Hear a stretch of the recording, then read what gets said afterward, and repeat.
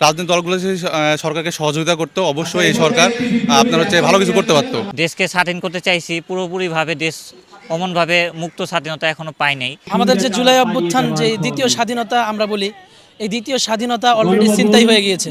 একটা মহল, আমাদের এলিট শ্রেণী এই স্বাধীনতাকে ছিনতাই করে ফেলেছে, যার কারণে আজকে আহতরা দেখবেন হাসপাতালের বারান্দায় বারান্দায় ঘুরছে সুচিকিৎসার অভাবে।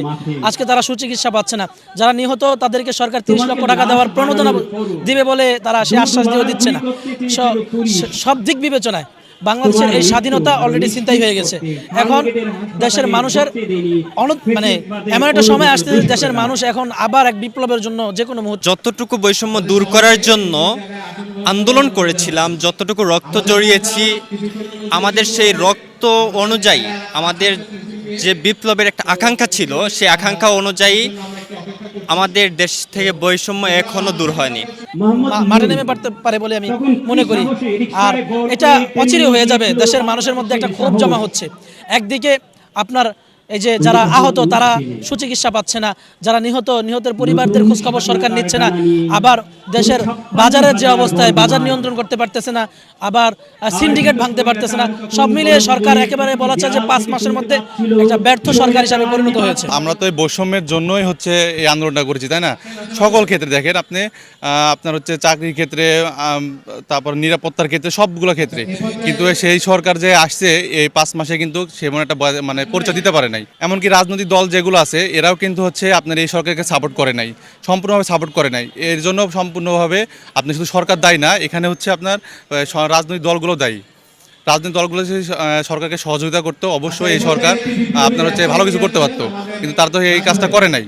তারা চাচ্ছে নির্বাচন করতে করতে আমরা আসলে পিছিয়ে একদম পিছিয়ে পড়ে গেছি, তাই না? সব দিক যদি আমরা সংস্কার চাইতাম, দেখা যাচ্ছে সংস্কার শেষে যদি নির্বাচন দিত, সবার একটা অংশগ্রহণ নির্বাচন হতো, নিরাপত্তা থাকতো, আপনার কোনো কিছু বিশৃঙ্খলা সৃষ্টি হতো না। কিন্তু সরকার তো একা উঠতে পারবে না, আমাদের সবাইকে সহযোগিতা করতে হবে। তো রাজনৈতিক দলেরও এখানে বিশাল গুরুত্বপূর্ণ একটা ভূমিকা পালন করা উচিত ছিল, কিন্তু তারা এটা করে নাই। যতটুকু বৈষম্য দূর করার জন্য আন্দোলন করেছিলাম, যতটুকু রক্ত জড়িয়েছি, আমাদের সেই রক্ত অনুযায়ী আমাদের যে বিপ্লবের একটা আকাঙ্ক্ষা ছিল, সেই আকাঙ্ক্ষা অনুযায়ী আমাদের দেশ থেকে বৈষম্য এখনো দূর হয়নি। এর প্রধান একটা কারণ হচ্ছে, আমরা দেখতে পাচ্ছি, লাস্ট ছোট করে একটা উদাহরণ দেই, রাজশাহী বিশ্ববিদ্যালয়ের ছাত্র শিক্ষকদের মধ্যে অলরেডি একটা জায়জামেলা হয়ে গেছে। দেখছেন যে বৈষম্য বিরোধী যে ছাত্র আন্দোলন, ওদের সাথে শিক্ষকদের, যারা এখানে কিছু শিক্ষক আছেন যে কোটা থাকবে না এবং কিছু শিক্ষক আছে কোটা থাকবে।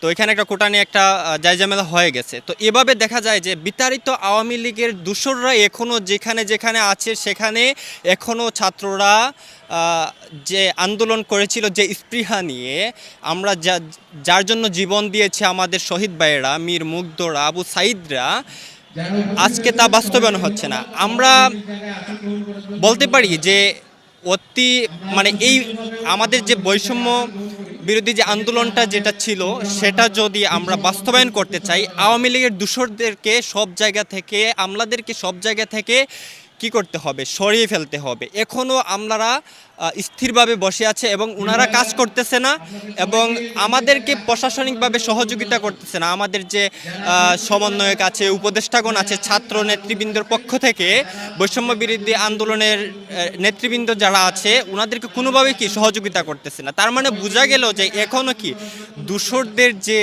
দুর্বিসন্ধি, সেটা রয়েই গেল।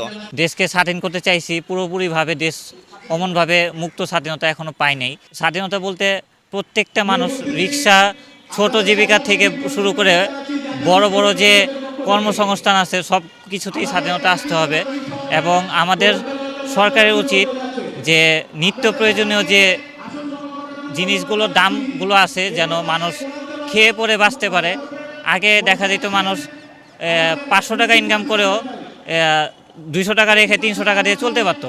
এখন 500 টাকা ইনকাম করলে সেই লোকটার 600 টাকা 1000 টাকা খরচ চলে যায়। আমরা যেই কারণে আন্দোলন সংগ্রাম করেছি, আমাদের যে আবু সাইদ ভাই, মুগ্ধ ভাই যারা শহীদ হয়েছে, এদের যে মূল লক্ষ্য ছিল, উদ্দেশ্য ছিল, যে অযৌক্তিক যেই দাবিগুলো ছিল, কিন্তু এই বৈষম্যগুলো ছিল, কিন্তু এই বৈষম্য এখনও অনেক জায়গায় আমরা দেখতে পাই। যেমন হচ্ছে পাবলিক বিশ্ববিদ্যালয়ে এখনও যে আমরা ইউনিভার্সিটিতে পড়ি, ইউনিভার্সিটি অনেক জায়গায় এখন অবধি আমাদের যে অযৌক্তিক কোঠা, পোষ্য কোঠা, এই কোঠাগুলো এখনও বিদ্যমান।